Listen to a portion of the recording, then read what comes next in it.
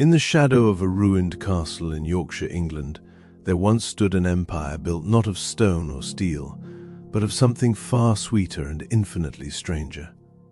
This is the story of how one man's obsession with a bitter black root transformed a sleepy market town into the confectionery capital of the British Empire, and how that same obsession would ultimately consume everything he had built. The year was 1760, and George Dunhill was just 7 years old when he first tasted the root that would define his destiny. His father, an apothecary in the town of Pontefract, kept jars of dried licorice root in the back of his shop, imported at great expense from the Mediterranean. The root had been used as medicine for centuries, known to the ancient Greeks as Licorice, the sweet root. Roman soldiers had chewed it on long marches to quench their thirst. Chinese emperors had classified it among the most valuable medicinal plants more than 4,000 years earlier. Even the tomb of King Tutankhamun had contained supplies of licorice, meant to prepare a sweet drink in the afterlife. But young George Dunhill cared nothing for ancient history. He simply knew that when he sneaked a piece from his father's stores and chewed it, the taste was unlike anything else in the world. Bitter and sweet at once, earthy and complex, with a lingering flavor that seemed to coat the inside of his mouth like velvet. Most children would have spat it out. George asked for more. His father noticed the boy's fascination and decided to teach him the trade. Licorice had been growing in Pontefract since the Crusaders brought it back from the Holy Land in the 11th century. Dominican monks had cultivated it in monastery gardens, and by the 17th century the plant thrived in the alluvial soil around Pontefract Castle. The locals grew it in plots called garths behind their houses, harvesting the roots after 3 or 4 years of growth. The roots would be washed, dried, and boiled down to create a thick black extract used to treat everything from coughs to digestive troubles. What George's father showed him was the traditional method of preparation. The licorice roots would be crushed and boiled for hours until they released their essence into the water. This liquid would be strained, then boiled down further until it became a thick, sticky paste. This paste was then formed into small lozenges or cakes, stamped with the image of Pontefract Castle as a mark of quality. These medicinal lozenges had been produced since 1612, and they looked nothing like candy. They were hard, almost bitter, and intended to be dissolved slowly in water to make a medicinal drink. George Dunhill had a different vision. At just 7 years old, he convinced his father to let him experiment. He took a portion of the licorice paste and added something revolutionary, refined white sugar. Sugar was still expensive in 1760, a luxury import from the West Indies, but the Dunhill family had access to it through their apothecary connections. George mixed the sugar with the licorice paste, adjusting the proportions until he found the perfect balance. The result was something entirely new. It was still recognizably licorice, with that distinctive deep flavor, but now it was pleasantly sweet, chewy, and enjoyable to eat on its own without dissolving it in water. He called them Pontefract Cakes, using the old Norman name for Pontefract. Each one was stamped with the castle image, just like the medicinal lozenges, but these were different. These were meant to be eaten and enjoyed. They were candy. The transformation was immediate. Word spread through Pontefract and beyond. People who had endured licorice as medicine now sought it out as a treat. George's father began producing the sweetened cakes in larger quantities, and by the time George was a teenager, the Dunhill family business was thriving. They leased land around the ruins of Pontefract Castle itself, turning the castle yard into a massive licorice plantation. The long-sealed dungeons were reopened and repurposed as storage for the harvested roots. Where prisoners had once languished, now mountains of black roots waited to be transformed into sweets. By 1779, George Dunhill owned a house, warehouse, and extensive licorice gardens in Pontefract. He had become one of the town's most prominent citizens, but he was not satisfied. He had created a product, but he wanted to build an empire. The problem was scale. Making Pontefract cakes was incredibly labor-intensive. Each cake had to be hand-stamped by workers known as cakers. A skilled caker could stamp 30,000 cakes in a single day, working from dawn until dusk with a tool called a thumper. They would pull lumps of the licorice mixture, knead it until soft and pliable, pull off small pieces, flatten them into rough circles, and then stamp them with the castle image. Dunhill hired dozens of cakers, mostly women and girls from Pontefract and the surrounding villages. The work was hard and repetitive, and the licorice mixture stained everything it touched. The workers developed black stains on their hands that never quite washed out. They breathed in licorice dust all day. Their clothes, their homes, their very skin seemed to absorb the scent of licorice until it became inseparable from their identity. They were known throughout Yorkshire as the Spanish thumpers, a nickname derived from the Spanish origins of much of the licorice they processed. But Dunhill paid better than the textile mills, and the work was steady. Families came to depend on the licorice trade. Farmers converted their fields to licorice cultivation. The characteristic purple and blue flowers of the licorice plant became as common in Pontefract as wheat or barley elsewhere. The town's entire economy began to revolve around that bitter black root. George Dunhill married and had children, including a son named Francis. He taught Francis everything he knew about the licorice trade, just as his own father had taught him. When George died in 1824, Francis took over the business. And when Francis died, his widow Anne ran the company, proving that the licorice empire knew no gender barriers. The Dunhills had created something that transcended any single person. They had created an industry. The 19th century brought unprecedented growth. The Industrial Revolution was transforming Britain, and the confectionery industry expanded along with everything else. Sugar, once a luxury, became cheap and abundant as steam-powered refineries processed cane from the Caribbean plantations. New machinery made it possible to produce sweets on a scale that would have been unimaginable just decades earlier. The candy press, invented in 1847, could produce multiple shapes and sizes simultaneously. The revolving steam pan, introduced in 1851, meant that sugar no longer needed to be constantly stirred while boiling. If you're enjoying this journey through the sweet and sometimes dark history of confectionery, please subscribe to our channel for more fascinating stories from the forgotten corners of history. Pontefract became the epicenter of the British licorice trade. By the 1880s, the town had multiple licorice factories. Competitors emerged, each trying to capture some of the Dunhills' market. There was W.R. Wilkinson and Company, operating from Baghill Refinery, a 3-story factory with steam engines and state-of-the-art equipment. There was Joseph Bellamy, who converted an old nail works in nearby Castleford into a licorice refinery. There was George Bassett in Sheffield, who began producing his own licorice products. All of them stamped their candies with the image of Pontefract Castle, making that ruined fortress one of the most recognized symbols in Britain. At its peak in the 1920s, Pontefract had 13 factories dedicated to licorice production. The town's landscape had been completely transformed. What were once fields and gardens were now vast licorice plantations. The purple flowers bloomed each summer, releasing their distinctive scent across the countryside. Workers processed tons of roots each week.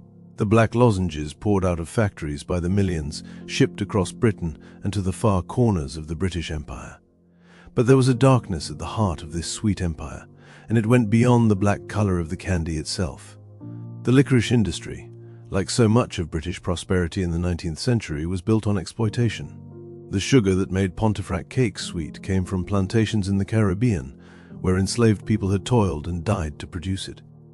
Even after abolition, the sugar industry continued to rely on brutal labor conditions and economic systems that kept the formerly enslaved in poverty. The connection was indirect but undeniable.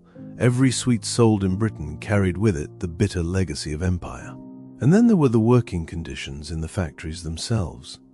The licorice dust that filled the air caused respiratory problems. Workers developed chronic coughs, their lungs blackened by years of breathing in the fine particles. The repetitive motion of stamping cakes led to joint problems and arthritis. Children as young as 7 or 8 worked in the factories, their small hands perfect for the delicate work of forming and stamping the cakes. They worked 12-hour days, 6 days a week, emerging at the end of each day covered in black residue, looking like small chimney sweeps.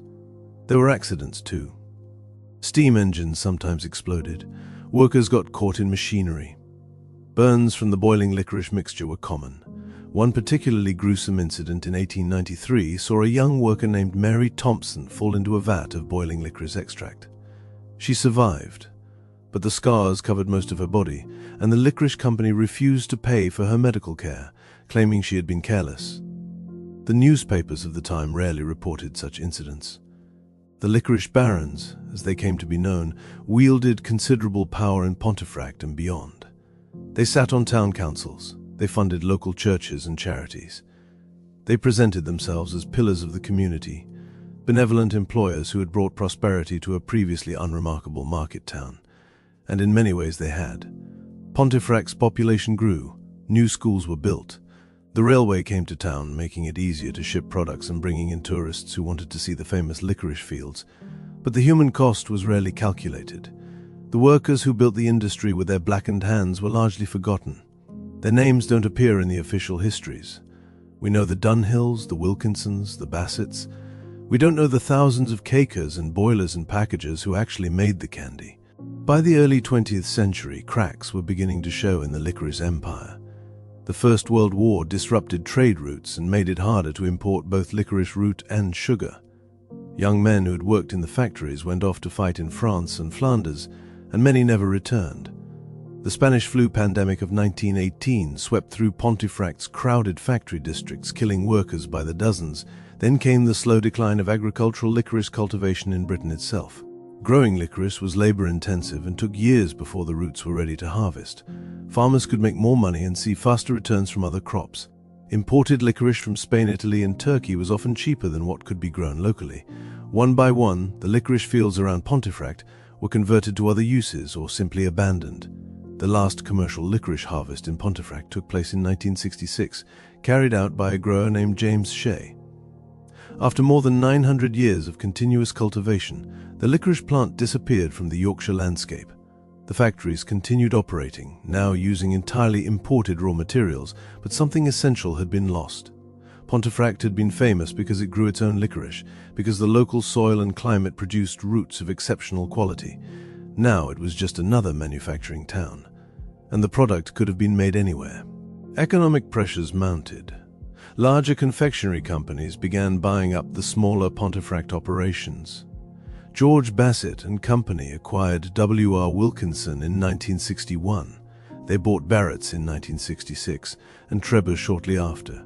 Then Cadbury Schweppes bought Bassett in 1989. The small family businesses that had once competed to make the finest Pontefract cakes were absorbed into massive international corporations. The remaining Dunhill operation was purchased by Haribo, a German confectionery giant, in 1994. By the end of the 20th century, only a handful of factories still produced Pontefract cakes, and most of them were owned by corporations with headquarters far from Yorkshire. The workers who stamped and shaped the cakes by hand had been replaced by machines. The process that had once required skill and experience now required only someone to monitor the automated equipment. The castle that had graced every Pontefract cake for centuries remained ruined, its dungeons no longer storing licorice roots. The town tried to capitalize on its heritage by holding an annual Pontefract Licorice Festival each July, celebrating the industry that had once defined the community. Tourists came to learn about the history, to taste the traditional cakes, to see demonstrations of the old hand-stamping techniques. But it was nostalgia tourism, a looking back at something that was fundamentally gone. In 2004, the darker side of the licorice obsession made headlines in an unexpected way. A 56-year-old woman was admitted to the hospital after consuming approximately 200 grams of Pontefract cakes daily. The glycyrrhizin in the licorice had caused dangerously low potassium levels, leading to muscle failure. It was a stark reminder that the sweet root that had seemed so beneficial could also be harmful in excess. The ancient physicians who had used it medicinally had understood this, but in the transformation from medicine to candy, that knowledge had been lost. People consumed far more licorice as candy than they ever would have as medicine, but perhaps the most poignant symbol of the licorice empire's decline was what didn't happen. For centuries, Pontefract cakes had been a luxury item, something special that people sought out. They were given as gifts, shared at celebrations, savored as treats. But by the 21st century, they had become just another candy, competing for shelf space with hundreds of other products. Younger generations often found the taste too strong, too unusual. They preferred sweeter, simpler flavors. The complex, slightly medicinal taste that had made licorice special now made it old-fashioned. In 2019, a couple named Heather and Robert Copley decided to attempt something that hadn't been done in Pontefract for more than 50 years. They began growing licorice again on their farm, determined to revive the local cultivation that had once been the foundation of the entire industry. It was a small operation, nothing like the vast fields of the past, but it represented something important. It was an acknowledgement that something valuable had been lost, and a tentative effort to reclaim it. The story of the Licorice Empire is in many ways a microcosm of Britain's industrial and imperial history. It shows how local industries could grow to international significance. It shows the role of innovation and entrepreneurship in driving economic change. It shows how entire communities could come to depend on a single product or industry. But it also shows the human cost of that development. The workers whose labor built empires, but whose names have been forgotten. The connections to systems of exploitation that extended far beyond any single town or product. George Dunhill died in 1824, having transformed a medicinal root into a confectionery phenomenon. He probably never imagined that his sweetened licorice lozenges would still be produced 200 years later, or that the castle stamp he used would become one of the most recognizable symbols in British sweets. But he also probably never imagined that the industry he helped create would one day vanish from Pontefract almost entirely, leaving behind only ruins and memories, and an annual festival that celebrated something that no longer really existed. The Blackened works, as some locals came to call the old factories, stood as monuments to an age when Pontefract meant something specific and important. When you said Pontefract, people thought of licorice. They thought of those small black cakes with the castle stamp. They thought of quality and tradition and a distinctive taste found nowhere else in the world. Now most of those factories are gone, demolished or converted to other uses. The workers who once emerged each evening with blackened hands are long dead. The fields where licorice once bloomed lie under housing developments or shopping centres. The castle itself remains a ruin, as it has been since 1649 when it was demolished after the English Civil War. It was never rebuilt, but its image was reproduced billions of times on the cakes that bore its name. In the end, the Licorice Empire lasted longer than many empires built on conquest and colonization. From 1760 until the end of the 20th century is more than 2 centuries, an impressive run for any industry. But like all empires, it left behind a complex legacy. There was innovation and prosperity, but also exploitation and forgotten casualties. There was local pride and tradition, but also connections to larger systems of global inequality. There was something unique and valuable that Pontefract contributed to the world, but also something that was ultimately consumed by the same forces of consolidation and globalization that have reshaped so many traditional industries. Today, if you visit Pontefract, you can still buy Pontefract Cakes. They still carry the castle stamp. They still taste the same, that distinctive blend of bitter and sweet, earthy and complex. But they're made in automated factories by workers who might never have heard of the cakers and thumpers of the past. The licorice root comes from Turkey or Spain or Italy, processed through supply chains that span continents. The product remains, but the industry that created it, the community that depended on it, the entire ecosystem of cultivation and production that once made Pontefract synonymous with licorice has been reduced to heritage and memory. That's the nature of industrial history. Industries rise and fall. Technologies change. Economic conditions shift. What seems permanent and essential in one era becomes obsolete in the next. The licorice barons who built their fortunes on black roots and sweet confections are remembered now primarily through the products that still bear their names, or the company histories displayed in museums. The workers who made it all possible are largely anonymous, known only in aggregate as labor statistics or production figures. The story of Pontefract's licorice empire is not unique. Similar stories could be told about textile towns, coal mining communities, shipbuilding cities, and countless other places where a single industry defined a community's identity and economy. What makes it particularly poignant is the nature of the product itself. Licorice was not essential to human survival. It was not strategically vital like steel or coal.